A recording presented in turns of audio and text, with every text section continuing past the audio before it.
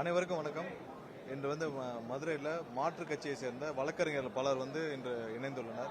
இதே மாதிரி தமிழகம் முழுவதும் ஒவ்வொரு நாளும், அதாவது அதிமுக திமுகவை சேர்ந்தவர்கள் மாற்றுக் கட்சியிலிருந்து கிளைக்கழகம் வரை, ஒன்றியம் நகரம் பகுதி கிளைக்கழகம் வரை பலர் இன்று திமுகவிலும் சரி அதிமுகவிலும் சரி அரசியல் எதிர்காலமே கிடையாது. ரெண்டு கட்சி தலைவர்களும் அவங்களுடைய சுயலாபத்திற்காக, சொந்த குடும்ப நலனுக்காக ரெண்டு பேரும் இணைந்து பயணிக்க தயாராக இருக்கும். எடப்பாடியும் ஸ்டாலினும் இணைந்து பயணிக்க தயாராக இருக்கும் காரணத்தினால அந்த ரெண்டு தலைமை மீது நம்பிக்கை இழந்து ஒவ்வொரு நாளும் எங்களுடைய மாவட்ட செயலாளர் முன்னிலையிலும், எங்களுடைய அமைச்சர்கள் முன்னிலையிலும், எங்களுடைய பொதுச் செயலாளர் முன்னிலையிலும் ஒவ்வொரு நாளும் ஆயிரக்கணக்கான மாற்றுக் கட்சியை இணைந்துட்டு வராங்க. அதே மாதிரியான ஒரு நிகழ்ச்சி தான் இங்கேயும் நடைபெற்றது. இன்னைக்கு வழக்கறிஞர்கள் பலர் இன்னைக்கு கட்சியில் இணைந்துள்ளனர். கண்டிப்பாக அவர்களுக்கு தேவையான அங்கீகாரம் கொடுக்கப்படும். அனைவருக்கும் தேவையான அங்கீகாரம், தேவையான மரியாதை, அங்கீகாரம் கொடுக்கப்படும். ஏன்னா ஒவ்வொருவரும் பல வருடம் அந்த கட்சியில் பயணித்து, பல கஷ்டங்களை தாண்டி பயணித்து, இன்னைக்கு ரெண்டு கட்சி தலைவர்களும் அவர்களை நடு ரோட்டில் நிறுத்திவிட்டு அவங்க ரெண்டு பேருடைய சுயலாபத்திற்காக எடப்பாடியும் ஸ்டாலினும் இணைந்து பயணிக்க தயாராக இருக்கும் நிலையில் அவங்க ரெண்டு பேரையும் நம்பி அவர்கள் யாரும் பயணிக்க தயாராக இல்லை. அந்த காரணத்துக்காக தமிழகம் முழுவதும் இன்னைக்கு ஒவ்வொரு நாளும் அதிமுக திமுக சேர்ந்த அனைத்து அவங்கெல்லாம் கஷ்டப்பட்ட தொண்டர்கள், 20 வருஷம் 30 வருஷம் கடைநிலையில பூத் வரைக்கும் கஷ்டப்பட்ட தொண்டர்கள், இன்னைக்கு அவர்கள் ரெண்டு கட்சியை சேர்ந்த முக்கியமான அனைத்து நிர்வாகிகளும் இன்னைக்கு விலகிட்டு வராங்க. அவர்கள் அங்கங்கே சேர்ந்துட்டு வராங்க. இன்னைக்கு அதே மாதிரி நிகழ்ச்சி நடைபெற்றது.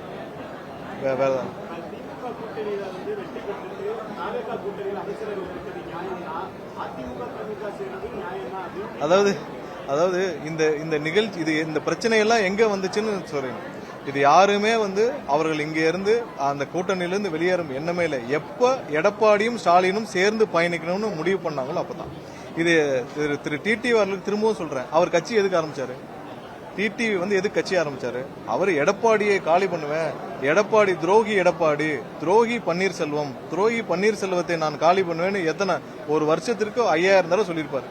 அப்புறம் கொஞ்சம் கூட வெக்கமே இல்லாமல் அவர் ஒன்னும் இல்லை, அவருடைய ஊர் திருத்துறைப்பூண்டியில போய் கேட்கட்டும். இந்த மாதிரி நான் 9 வருஷமா இந்த மாதிரி ஒரு கட்சி ஆரம்பிச்சு துரோகி பன்னீர்செல்வத்தை வெளியேற்றுவேன் நான் 100 தடவை பேசியிருக்கேன் தினமும். நான் இன்னைக்கு போய் அதே பன்னீர்செல்வத்தை முதலமைச்சராக்க நான் போய் கவர்னர் மாளிகையில போய் ஒரு எம்எல்ஏ உடைய சீட்டை தூக்கிட்டு போனேன். இது எப்படி நல்லா இருக்குன்னு அவர் ஊர்ல திருத்துறைப்பூண்டியில போய் அவர் ஊர்ல இருக்க பக்கத்து வீட்டுல இருக்கிற பொலிட்டிக்கலே தெரியாத ஒருத்தட்ட கேட்க சொல்லுங்க. அவர் செஞ்ச விஷயம் நியாயமா? அவரெல்லாம் எதுக்காக அரசியல் இத்தனை 9 வருஷம் பயணிச்சாரு?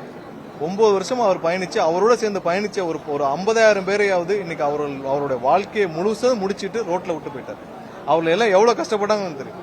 அவர்கள் அனைவரும் இவருக்கு பின்னாடி பயணிச்சு ஒவ்வொரு நாள் இவரை ஏர்போர்ட்ல ரிசீவ் பண்றதுக்கும் சென்ட் ஆஃப் பண்றதுக்கும் இவர் பின்னாடியே சுத்தி ஆயிரக்கணக்கில் லட்சக்கணக்கில் இழந்து அவர்கள் 50,000 பேராவது குறைஞ்சபட்சம் அவர்கள் நடுத்தருவில் நிற்கிறார்கள்.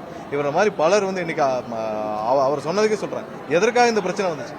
எடப்பாடியும் ஸ்டாலினும் ஒன்னா சேர்ந்து கட்சியில பயணிக்க நினைச்சா யார் ஒத்துப்பா? இது மக்கள் கொடுத்த தீர்ப்பா? எடப்பாடியும் ஸ்டாலினும் ஒன்னா சேர்ந்து ஆட்சி அமைக்கிறது மக்கள் கொடுத்த தீர்ப்பா? மக்கள் கொடுத்த தீர்ப்பு எங்களுடைய தலைவர் அண்ணன் விஜய் அவர்கள் முதலமைச்சர் ஆகணும். சோ நம்பர் பாலிடிக்ஸ்ல ஒரு சில இடங்கள்ல அவர்கள் வெற்றி பெற்றிருக்கலாம், ஒரு சில இடங்கள்ல அந்த ஏரியாவில் இருக்கிற வாக்கு வித்தியாசத்துல நம்பர் அரித்மெட்டிக்ல மிஸ் ஆயிருக்கலாம்.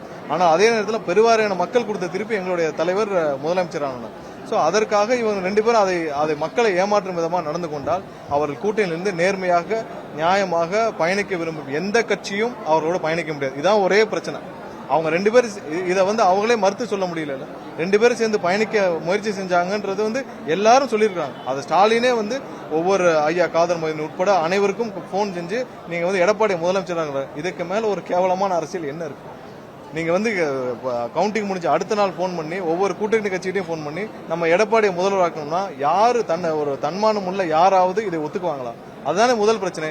அது புரிஞ்சு பேசுறாரு. அவர் டிடிவிக்கு எல்லாமே புரியும், அவர் அண்ணன் டிடிவிக்கு எல்லாமே புரியும். புரிஞ்சாலும் அவர் காலத்துக்கு இருக்காப்புல இந்த தண்ணி போற மாதிரி அவர் ஒவ்வொரு சைடும் அவர் வளைஞ்சு நெளிஞ்சு போவாரு. இன்னைக்கு அவருக்கு வேற வழியே இல்லை, கட்சியிலையும் பயணிக்க முடியல. அவருடைய போதாத காலம் திரு யாரை துரோகின்னு யாருக்காக கட்சி ஆரம்பிச்சாலும் அந்த எடப்பாடியை முதல்வராக்கிறேன் கவர்னர் மாளிகை நின்னாரு. அதற்கு மேல அவருக்கான ஒரு மரியாதை பொது தளத்தில் கண்டிப்பாக 100% இழந்து விட்டார். அவரும் கொஞ்சம் பேசாம இருந்தால் நல்லது. கொஞ்ச நாளைக்கு பேசாம இருந்தால் அட்லீஸ்ட் இருக்கிற கொஞ்சம் மரியாதை அவருக்கு தக்க வச்சுக்கலாம். இங்க பாருங்க, தமிழகத்தில் நம்ம என்ன பின்பற்றுறோமோ அதான் பின்பற்றோம். தமிழகத்துல நம்ம என்ன பின்பற்ற போறோமோ, ஏன் இதே நேரத்தில் குஜராத்ல மன்னிக்கிறோம் வெஸ்ட் பெங்கால்ல அவங்களுடைய பதவியேற்பு விழாவில் வெஸ்ட் பெங்காலுடைய அவங்களுடைய பாடல் தானே முதலில் ஒழிக்கப்பட்டது. அப்ப என்ன ஆச்சு?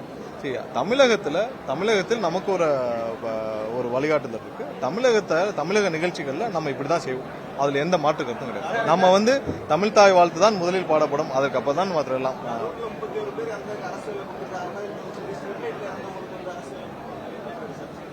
இல்ல, கண்டிப்பா எந்தெந்த நேரத்தில் என்னென்ன செய்யணும்னு சொல்லி முதல்வர் ஆலோசிச்சு பண்ணுவாரு.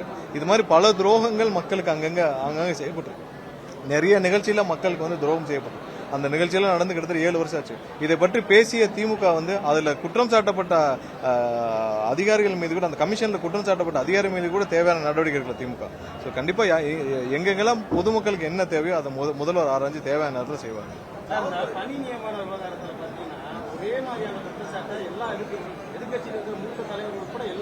எதிர்கட்சியில திமுக தான் சொல்லுங்க. எதிர்கட்சியில எல்லா மூத்த தலைவர்கள் வெறும் திமுக மட்டும்தான்.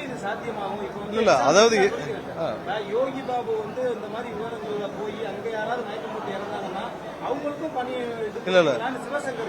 இல்ல எல்லாருக்கும், அதாவது இது கண்டிப்பா ஒரு மிகப்பெரிய சதியின் வேலையால இவ்வளவு பெரிய உயிரிழப்பு நடந்துச்சு. மிக கொடுமையான ஒரு விஷயம். கண்டிப்பாக அரசாங்கம் வந்த பிறகு, அண்ணன் விஜய் அவர்கள் தலைமையிலான அரசாங்கம் வந்த பிறகு இழந்த குடும்பத்தினருக்கு கண்டிப்பாக இழப்பீடு, அவங்களுக்கு தேவையான இழப்பீடு கட்சி சார்பாக வழங்கப்பட்டது. அவருக்கு வேலை வாய்ப்பும் கண்டிப்பாக வழங்க வேண்டும் என்பது, ஏன்னா இது மிகப்பெரிய உயிரிழப்பு. ஒரு சதி திட்டத்தால் நிகழ்த்தப்பட்டது. கண்டிப்பா இதை யாரும் மறக்க மாட்டோம். கண்டிப்பா அது அரசாங்கத்தின் முதல்வரின் முடிவு. அதுல யாரும் அதை தடுக்க முடியாது. அதற்கும் இதுக்கும் சம்பந்தம் இல்லை. இடைத்தேர்தல் நாங்க தான் சொல்றோமே, நாங்கள் ஒட்டுமொத்த கட்சியும் எப்பவும் தேர்தலை சந்திக்க தயாராக இருக்கிறோம். அதுல ஏன்னா மக்களுடைய ஆதரவு இருக்கு. மக்களுக்காக தான் நாங்க வேலை பார்த்துட்டு இருக்கோம். அதுல எந்த மாற்று கருத்தும் இல்லை. தேர்தலுக்காக செய்யற காலங்கள்லாம் போயிருச்சு. மக்களுக்கு எது நல்லது, யாருக்கு செய்யணும், எந்த கட்சி நல்ல கட்சி, யாரு மக்களுக்காக செய்யறாங்கன்னு மக்களுக்கு தெரியும்.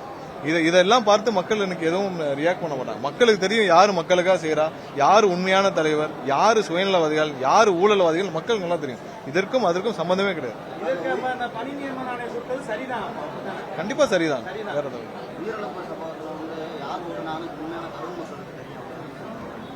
இல்ல, நாங்க தான் கேள்வி கேட்டோம். அதாவது எஸ்பிக்கே தெரியல. கரூர்ல எஸ்பி என்னோட தான் இருந்தார். நானும் எஸ்பியும் ஒன்னா தான் இருந்தோம். எஸ்பிக்கே தெரியாத விஷயம் செந்தில் பாலாஜிக்கு எப்படி தெரிஞ்சு? எஸ்பிக்கே தெரியாது சம்பவத்தில் யார் உயிரிழந்தாலும் இல்ல ஹாஸ்பிட்டல் எவ்வளவு பேர் இருக்காங்க. எஸ்பிகிட்ட நானும் கேட்டேன், என்ன ஆச்சு, ஏதாவது டிசாஸ்டரா, ஏதாவது யாருக்காவது ஏதாவது உடம்பு சரியில்லையா, ஏதாவது விழுந்துருச்சா, ஏதாவது செவர் எதாவது விழுந்துருச்சா அப்படின்னு கேட்டேன். இல்ல, அந்த மாதிரி எதுவும் இல்ல, ஒன்னும் இல்ல சார், 2-3 பேர் மயக்கம் போட்டிருக்காங்கன்னு சொன்னாரு. எஸ்பிக்கே தெரியாத விஷயம் செந்தில் பாலாஜிக்கு உடனே எப்படி போச்சு? செந்தில் பாலாஜி பக்கத்து, அதாவது இவ்வளவு பெரிய ஒரு மிகப்பெரிய தலைவர், அவரோட நிகழ்ச்சி நடக்குது, எல்லாரும் பக்கத்திலே ரூம் போட்டு காத்துட்டு இருந்தாரா? செந்தில் பாலாஜி ஜிஹெச்சுக்கு பக்கத்திலே ரூம் போட்டு காத்துட்டு இருந்தாரா? எப்படி உடனே 5 நிமிஷத்துல அங்க அந்த இடத்துக்கு வந்தார்? மற்ற ஊர்கள்லாம் அவங்க வீட்டில் இருப்பாங்க, இல்ல டிவியில பார்ப்பாங்க. ஏன்னா அன்னைக்கு கூட்டம், அந்த நகர் முழுவதும் கூட்டம் இருக்கும், நகர் முழுவதும் மக்கள் இருப்பாங்க. அப்ப அதையும் தாண்டி இவர் எதிர்க்க அங்கே காத்துக்கிட்டு இருந்தார். ஸோ நிறைய விஷயங்கள், அதாவது திமுக மாதிரியான கட்சிக்கு நிறைய கேள்விகள், இன்னும் பதில் தெரியாத கேள்விகள் நிறைய இருக்கு. இதேதான் ஒன்னும் இல்ல, ராஜீவ்காந்தி அவர்கள் இறந்த பொழுது திமுக தலைவருடைய கூட்டம் அன்னைக்கு 5 மணிக்கு ஸ்ரீபெரும்பூர்ல இருந்துச்சு. ஸ்ரீபெரும்பூர்ல இருந்த கூட்டம் எதற்காக ரத்து செய்யப்பட்டதுன்னு இப்பவும் ஜெயின் கமிஷன் அந்த கொஸ்டின் இருக்கு. இது மாதிரியான விடை தெரியாத பல கேள்விகள் திமுக மேல இருக்கு. இப்போ வரைக்கும் அந்த கொஸ்டின் இருக்கு. எதற்காக, எதனால் திமுக தலைவர் கருணாநிதி அவருடைய கூட்டம், ஸ்ரீபெரும்பூர்ல இருந்த கூட்டம் ரத்து செய்யப்பட்டது? அந்த ஒரு கேள்விக்கு ஜெயின் கமிஷன்ல இன்னமும் விடை தெரியாத பல கேள்விகள் இருக்கு. அதே மாதிரி கரூர் சம்பவமும் ஒரு விடை தெரியாத ஒரு கேள்வியாக இருக்கும். கண்டிப்பாக இது மக்கள் அனைவருக்கும் தெரியும். மக்கள் அனைவரும் பார்த்துட்டு இருக்காங்க. அது மக்களுக்கு தெரிஞ்சால் போதும்.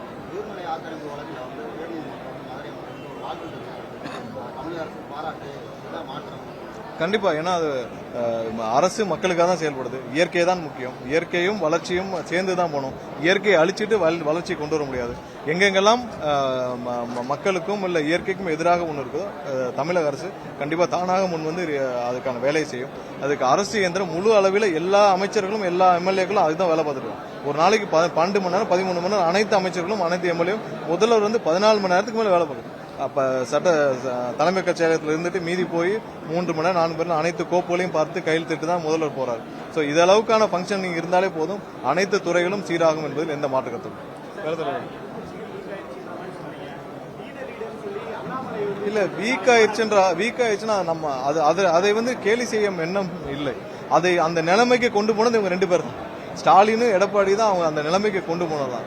மற்றவர்கள் யார் வேணாலும் அவர் கட்சி ஆரம்பிக்கலாம், என்ன வேணாலும் செய்யலாம். அதை பற்றி அவரோட சொந்த விருப்பம். பட் அந்த வீக் ஆயிடுச்சுன்னு நம்ம சொல்ல வரல. அந்த நிலைமைக்கு கொண்டு போனது ரெண்டு சுயநலவாதிகள், ரெண்டு குடும்பத்தினர், ரெண்டு குடும்பத்தை காப்பாற்றிக்கொள்ள அவங்க எடுத்த முடிவு தான் சொல்றோமே தவிர மற்றபடி அவர்களை கேலி செய்ய என்னமோ அந்த மாதிரி இல்லை. அது அவங்களோட சுயநல முடிவு. இதை நோக்கி தான் அவங்க செல்லுவாங்கன்னு முன்னாடியே தெரியும். அதான் மக்கள் அப்படி வாக்களிச்சிருக்காங்க. இல்ல, வைகை ஆறு தூர்வாரும் பணிகளை நம்ம முடக்கி விட்டுருக்கோம். அதை ஒட்டி இது அனைத்து வேலையும் கண்டிப்பா துரிதமா செய்வோம். ஏன்னா தூர்வாரும் பணிக்கான இன்னும் தேவையான அனுமதிகள் காத்துட்டு இருக்கோம். ஒன்றிய அரசுல வந்த உடனே முழு அளவு தூர்வாரும் பணிகள், ஏன்னா இது ஒரு 7-8 வருஷம் ப்ராஜெக்ட். பட் கண்டிப்பா நம்ம செய்ய போறோம். அதுல எந்த மாற்று கருத்து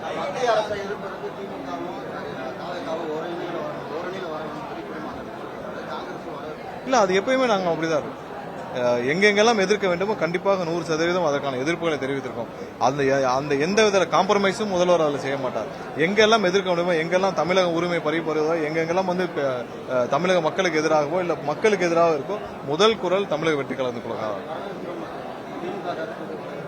திமுக கருத்துக்கு இல்ல என்னன்னா, ஒன்றிய அரசு எந்த மக்களுக்கு விரோத செயல்களோ எதை செய்தாலும் முதல் குரல் நம்மளுடைய தமிழக வெற்றி குரல். அப்படித்தான் முந்தைய காலங்கள் இருந்து எந்தவித காம்ப்ரமைஸும் தலைவர் செய்து கொள்ள மாட்டார். எங்களுடைய தலைவர் அண்ணன் விஜய்.